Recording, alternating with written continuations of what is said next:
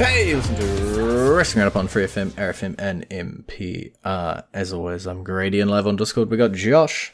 Hey, Welcome to one of our special episodes. I am off traveling for 3 weeks, and that means that we're going to pre-record 3 special episodes for you. This first one, we're looking back at the last 6 months, the first half of 2026. Next one, we will look ahead at the second half of 2026, and then one third one, we will look forward even more. What do we think the WrestleMania matches, the Rumble winners, all the crazy stuff of 2027 might look like? But as I said, for this first one, 2026, the first 6 months, we've had a lot of debuts. We've had a WrestleMania. We've had our Grande Americano matches. A lot to talk about, a lot of highlights. Is there anything that sticks out to you, I guess, as a first port of call for us to set our sights on? I'd say probably one of the best feuds of the year so far was Punk versus Roman Reigns. Mm-hmm. I think that was just so personal because of all the history behind it. It was something that we needed to have happen, and the fact that we got it at the biggest event of the year on night two of the main event, so it's the true main event, uh, that you can finally cross that off the list if you don't count last year's night one main event for CM Punk. And you get one of the best matches that either one has done in their careers. Yeah, I think Roman Reigns is always great at telling stories. He kind of has two different types of matches. He can either have his cookie cutter match or he can have, the best match in the world.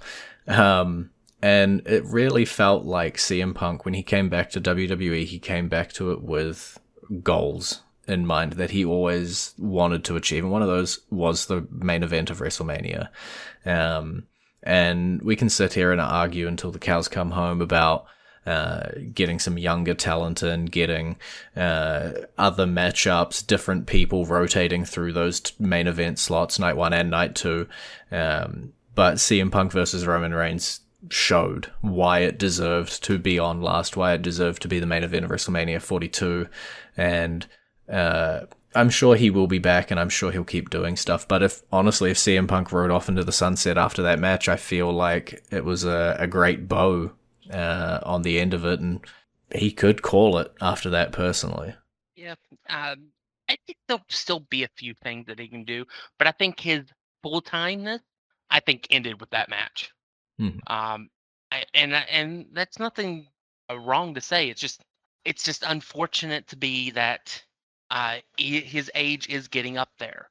He is in the same age bracket as a John Cena, and I think this was a wonderful way for him to walk out with the world title and have one of his best matches he's had in years, and be the lasting memory that most people will have.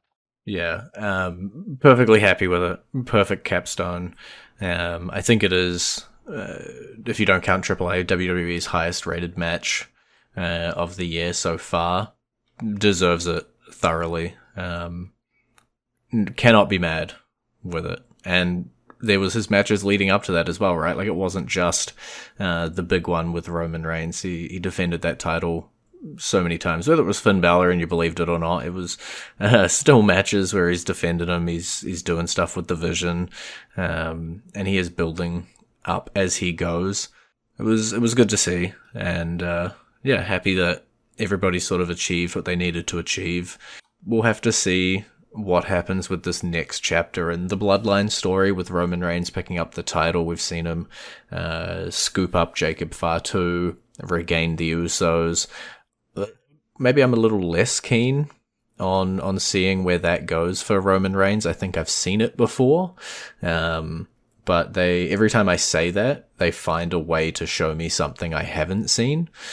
So I'm holding judgment, but I'm a little concerned that we're just, retreading old ground with the bloodline. Think that there's going to be a strong part of it that has to do with Jacob Fatu. Hmm. Um, I do think that at some point he blows that whole thing up.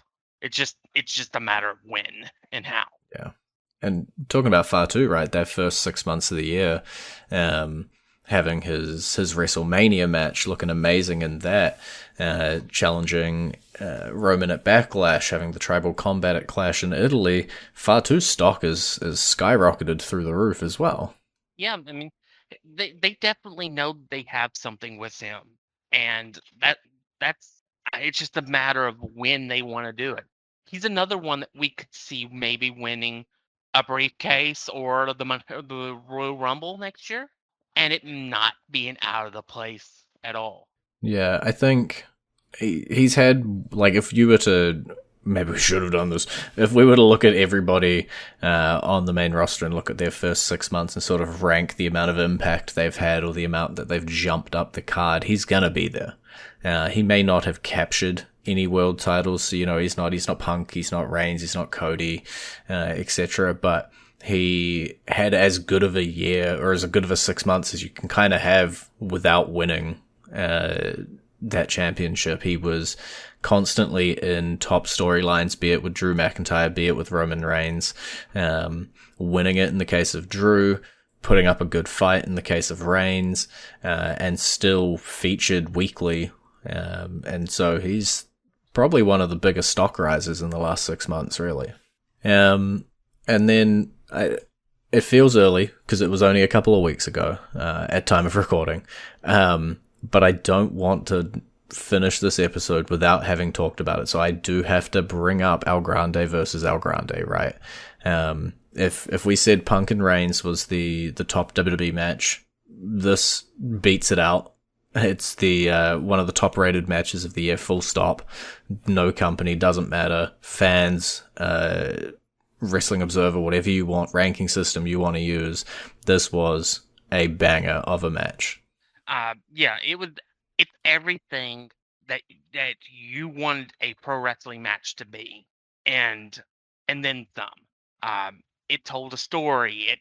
It wowed you with the action in the ring. Um, there's not much more we can say that we haven't said in previous episodes.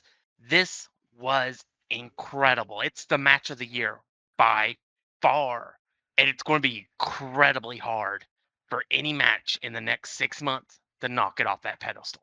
For sure, it is the front runner at this point in time. And the fact that we're talking about that match beating out the main event of WrestleMania is crazy. I saw when it happened, people highlighting it similarly to Cody Rhodes versus Roman Reigns at WrestleMania, where you do have all the callbacks to the story, where the story has been brewing for a couple of years, where the crowd are really behind it. Mexico was 100% the right place for this, I think. I'll call myself out if I ever said on the show that I was mad they didn't make it to WrestleMania.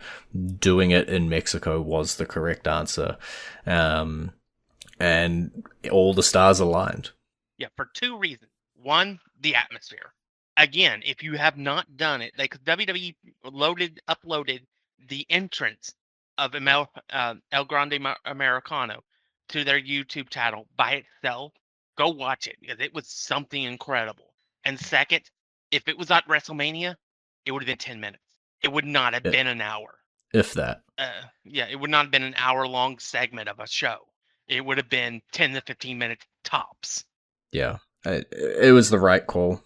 I don't remember what I publicly supported around April, but it was the right call. The entire pay-per-view was basically built around this match. And honestly, the only thing that alleviates this match, which I'm sure we'll talk about in the next special episode, is what happens next, right? If coming out of this, El Grande Americano picks up the AAA Mega Championship, if coming out of this, Chad Gable respects Lucha Libre and he goes and wins the Intercontinental Championship, then that just elevates the match even further, like in retrospect for me, where it was going to be this major cornerstone to two guys' careers who, if you spin back 5 years, there was supporters of Chad Gable and Ludwig Kaiser, but not to the level that they have now. And then we're talking people, I guess, right? Whose stock incredibly rose.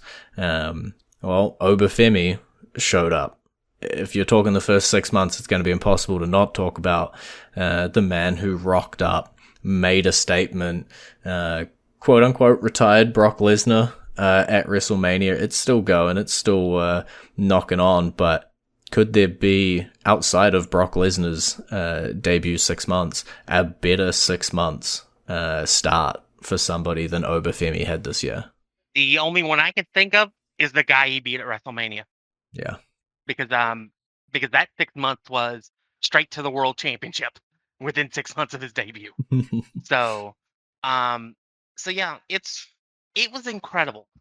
Oba won people over instantly with the immense charisma that he has. You had people night 2 doing the Oba strut just from his after his debut. You had kids doing it. That's when you know you're over, when you have the kids doing it. And he is so well spoken too on the mic. He's also very portrayed himself as very smart. That yeah, he has intensity, but he can have the wherewithal to keep eyes in his back of his head to keep from being attacked again while talking to Paul Heyman. This guy has it all. And while I would be all for King Oba, the biggest problem I have with it, and the reason why I've kind of over the last couple of weeks kind of pushed back on it, is that I worry that if you put him in that match with Roman at SummerSlam and you don't put him over as the champion, that it would devastate everything that he's done. And I don't particularly see him winning the title at SummerSlam. I would rather him be built to win the Rumble and win the title at WrestleMania. Yeah. I think with, we mentioned obviously Brock Lesnar's sort of first 6 months, and it is very similar, but I think you're right. When Obafemi's coming out and we're having, Femi strut contests at WrestleMania Access or whatever the convention around WrestleMania is called nowadays, it's crazy. There's someone else we'll talk about a little bit later on terms of the merch side of things that took off like crazy in this first 6 months, but Femi has everybody behind him. He shows up, everybody's hooing along, everybody's chanting along. It's crazy when I was getting the music to play for this week's show, and I listened to Obafemi's theme, and it felt out of place to not have the fans chanting along. I almost didn't recognize it as Obafemi's theme because there's not people chanting Oba and people hooing along to the beat. Yeah. It's crazy. It's very similar to listening to either El Grande Americano's theme or, back in the day, El Generico without the Ole. Mm-hmm. Yeah, or Kurt Angle without the You Suck. There's a few entrances that just take off, and sometimes you can argue like, oh, the entrance is over more than the man, but as you say, Femi gets on the mic, cuts a promo, and he's got everybody on the edge of their seats listening along, believing every word that is coming out of his mouth. And he's the type of character that he's shown us in these first 6 months, that he can talk and he can go and back it up. It's not a character who maybe like an LA Knight who gets on the mic and chats all this poop, and then the booking wise doesn't pick up the wins, doesn't pick up the wins where they matter, and then you're sort of like, I don't know if I believe you when you're like, I'm going to be ruthless and I'm going to win this one. When Obafemi tells me something, I believe the man. I ain't going to question him. And that is roughly halfway through, and it is Obafemi's theme that we're going to play, so it does seem thematic to put it here. And pre-warning, as I said, it does sound kind of weird without listening to it with the crowd chants, but bear with me, because it is playing for you right about now.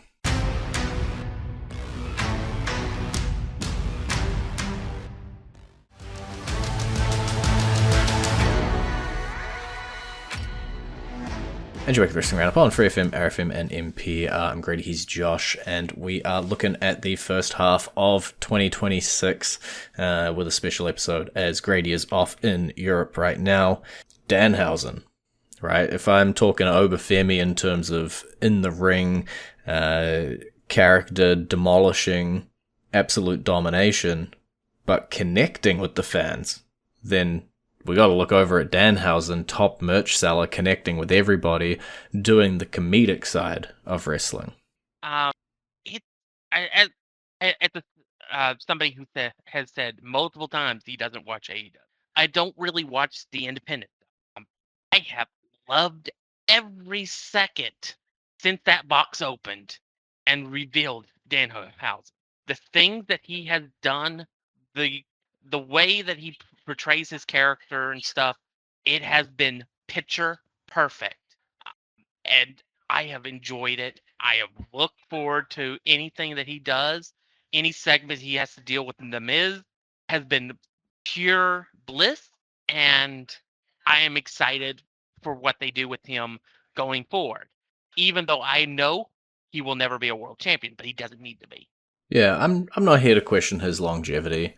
That's for the next episode when we look ahead at the next half of 2026. I'm looking at Danhausen. I'm looking at what he's done in those first 6 months, and he had a goddamn blimp flying around with his face on it, and the fans were going crazy.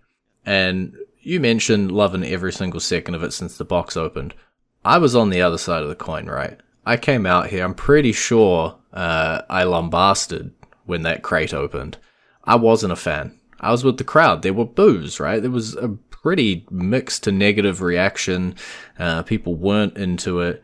The next night, bam, he turns it around. He makes chicken salad out of chicken poop, and he goes from such a mixed, unsure reaction to the crowd eating out of his hands, top merch seller, everybody wanting to see what he does next. It's crazy. Yeah, it was ultimately the mixed reaction. That was ultimately due to people getting their expectations up for something Mhm. that was never going to happen. Because the person they thought was going to be in the box would not sit in a box for 2 weeks. No human should have sat in a box for 2 weeks, but I'm not sure Danhausen is canonically a human, to be fair. Yeah. Yep. And that I think that's why I got onto it when the box opened, was because Mhm. I realized just how absurd it was. And part of what I've always enjoyed the most from wrestling is the absurdity. I love the action, don't get me wrong, but it is my favorite moments has always been things that doesn't make sense in anything else other than wrestling. Yeah, it seems disingenuous almost to say that there's two sides of the coin, right? Because it's way more like a D20. There's like 20 sides of this coin, and 20 different flavors of things that can happen in wrestling, and everybody's going to have a different combination that they like, and different things that they like to see. And I, for what was it, about a week, didn't think this was my jam. I was like, cool, people are going to like this, but I'll just deal with his segments to, I want to see what Danhausen does next. The ability to flip people like that, I think, is rare. Had it been another performer, another character coming out to that mixed reaction, you could have been dead on arrival. It could have been over. We've seen a few debuts like that where they just don't connect and they just fade away into obscurity.